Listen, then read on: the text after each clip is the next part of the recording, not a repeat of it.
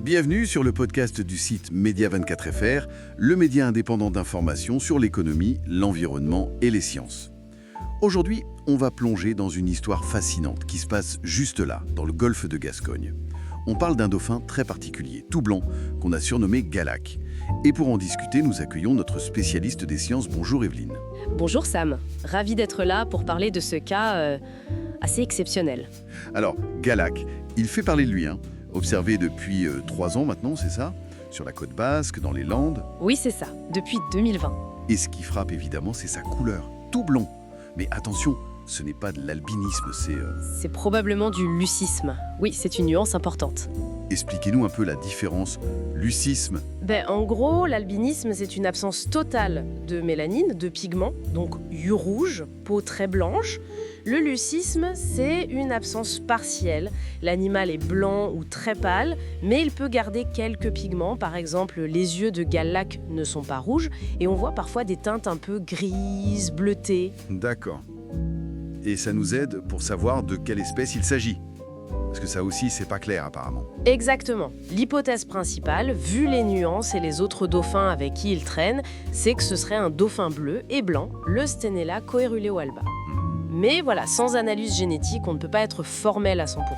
C'est une hypothèse solide, mais ça reste une hypothèse. On sait qu'il a été revu très récemment, l'été dernier, en juillet 2023. Oui, le 15 juillet 2023, l'équipe d'Explore Océan l'a bien identifié. Et ce qui est intéressant, c'est qu'il était au milieu d'un grand groupe. Ah oui. Une 50aine d'autres dauphins.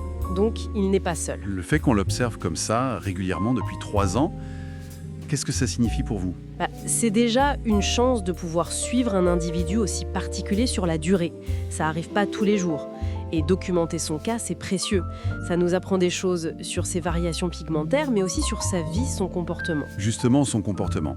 Le plus étonnant, c'est peut-être son intégration sociale, non? Malgré sa différence très visible. Ah oui, ça, c'est peut-être le point le plus marquant. Il a l'air complètement accepté. On l'a même vu dans des groupes mixtes, c'est ça? Avec des dauphins communs et des bleus et blancs. Tout à fait. Et ça nous dit beaucoup sur la tolérance au sein de ces groupes. Souvent, dans la nature, une différence aussi flagrante peut mener à l'isolement. Là, pas du tout. Incroyable. Ça suggère des liens sociaux forts, une cohésion qui dépasse l'apparence. Et sa présence dans des groupes mixtes, ça renforce un peu l'énigme sur son espèce exacte, et ça montre des interactions complexes entre espèces dans cette zone. Et pour aider à le suivre, il y a cet appel à témoins lancé par un photographe, Damsphoto64, c'est ça? Oui, Damien Groll, alias Damsphoto64 sur Instagram. C'est une super initiative de science participative. L'idée, c'est que tout le monde peut contribuer. Exactement. Si des plaisanciers, des pêcheurs, n'importe qui en mer l'aperçoit, l'idée c'est de noter le lieu, la date et si possible de prendre une photo ou une vidéo. Et de partager l'info soit sur Instagram @damsphoto64, soit par email. C'est important ce genre de démarche. Ah oui, c'est fondamental. Ça permet de collecter beaucoup plus de données que ce que les scientifiques seuls pourraient faire. Les infos récoltées depuis 2020 montrent déjà une certaine fidélité de Galac et de son groupe à cette zone entre le Pays basque et les Landes. Et suivre un groupe avec un individu atypique comme lui, ça nous aide à comprendre la stabilité sociale, la dynamique des populations côtières. C'est très riche. On entend parfois dire que Galac pourrait être une sorte de sentinelle emblématique de l'écosystème. Qu'est-ce que vous en pensez? Sa présence continue là depuis 3 ans. C'est une jolie image, sentinelle. Disons que sa présence régulière sur plusieurs années, c'est un signe potentiellement encourageant. Ça pourrait indiquer que le groupe est stable, qu'il trouve ce dont il a besoin dans cet environnement, que l'écosystème local est capable de les soutenir sur le long terme. Ça témoigne aussi, peut-être, de la résilience des structures sociales chez ces dauphins de l'Atlantique Nord-Est. Mais attention, Oui, ça reste une interprétation. Il faut bien sûr continuer les recherches pour confirmer tout ça. On ne peut pas tout baser sur un seul individu, même emblématique. bien sûr.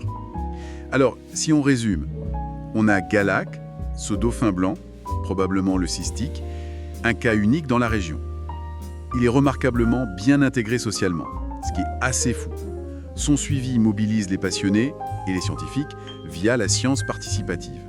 Et sa présence fidèle pourrait être un indicateur intéressant pour l'écosystème marin local. C'est bien ça? C'est tout à fait ça, et ça souligne vraiment la valeur de ces suivis sur le long terme, et surtout de la collaboration entre le public, les passionnés, les chercheurs.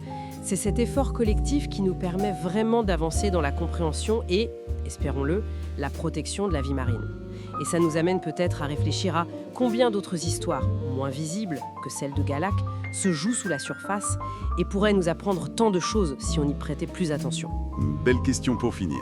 Merci beaucoup pour cet éclairage passionnant. Et merci à toutes et à tous pour votre écoute. Retrouvez plus d'actualités et d'analyses sur notre site media24.fr.